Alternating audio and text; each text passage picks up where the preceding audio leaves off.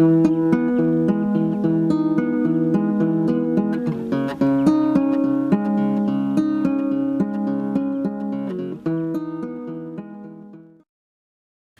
it specifically says within those letters patent of 1900 that the power and authority is reserved to an heir and successor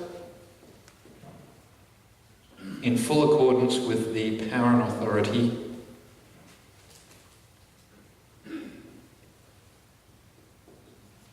reserved back in 1900 by Queen Victoria, who authored those letters patent. So what that tells me is that an heir and successor may get the job of revoking these letters patent. If I'm Queen Victoria and I'm no longer around, then the reservation of power and authority is that it must be an heir and successor that revokes those original ones. Otherwise, we've got permanent provision for the office of Governor-General. Right, now the complication comes along here in Australia in as much as in round about 1984,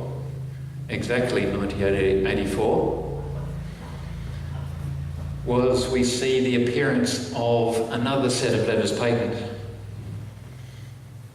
And I'm going to draw these in as having started from this point here of 1984. Now, these letters patent here is currently the basis from which we're getting things like the ATO, we're getting our courts, Prime Minister and other ministers. They're all deriving from this office of Governor-General that's originated from a set of letters patent constituting an office of Governor-General around 1984. So to me, going back to that original diagram I did about which kind of government are we talking about here, are we talking about real government or a corporate one, I'm seeing here expressed in a different way. Are we looking at identifying government that derives from this original timeline here and the letters patent of 1900 and the Governor-General of that office and everything that that individual constituted or gave royal assent to or appointed judges, etc.? Or are we looking at government deriving from this office of Governor-General? And in which case, which one is legitimate? And the way I looked at it was I said, well, if these ones of 1900, these letters patent constituting this office of Governor-General were not revoked, altered or amended by an heir and successor in full accordance with the power and authority reserved back in 1900, then they weren't revoked. Permanent provision tells me that that office is still in existence. Is that fair enough? If that office is still in existence, instantly it tells me this one's an imposter. It's a parallel office.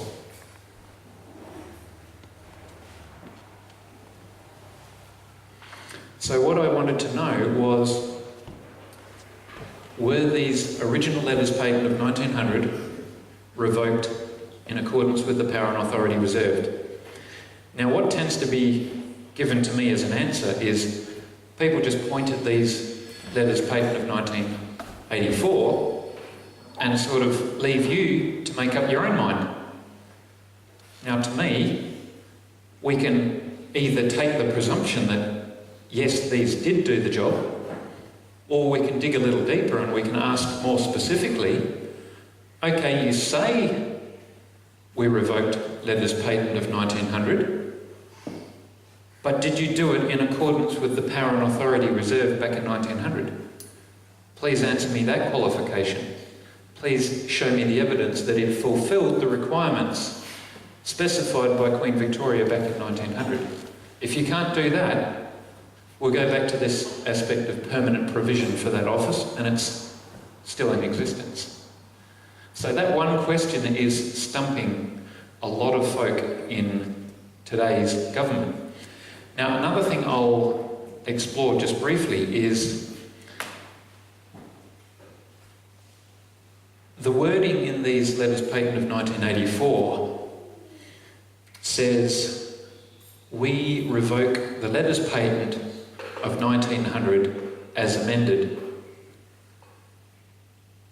Now, my question to you is, in that sentence, what kind of letters patent are they claiming to have revoked? Are they claiming to have revoked a set of letters patent that were original and unamended? Or are they claiming to have revoked an amended set of letters patent? Which would you say? An amended set. Sounds quite logical. Now what that would mean is somewhere between 1984 and 1900 would exist an amended set of these original letters patent. Now, I'm struggling to find any form of amended set of letters patent in any of the archives. So even the wording in this one of 1984 is talking about revoking a document that seemingly doesn't exist, lending to even more uncertainty of whether these ones were legitimate or not, let alone the fact that these ones were issued or passed under the Great Seal of Australia, being the kangaroo and the emu, and these ones were passed under the Great Seal of the United Kingdom, which I tend to lean towards the Great Seal of the United Kingdom, particularly for constituting an office of Governor-General who's the Queen's representative. Unless the Queen suddenly likes to put kangaroos and emus up around the Buckingham Palace and paint it green and gold, I'd suggest that her representative would be working from an office of Governor-General that's constituted or passed under the Great Seal of the United Kingdom. So that one question is the one that's been basically stumping anyone from any of these offices, whether it be police, ATO, courts, ministers, you name it. They have been unwilling to demonstrate that these original letters patent here of 1900 were ever revoked, altered or amended. Which to me leaves me with the only conclusion is that that office is still in existence.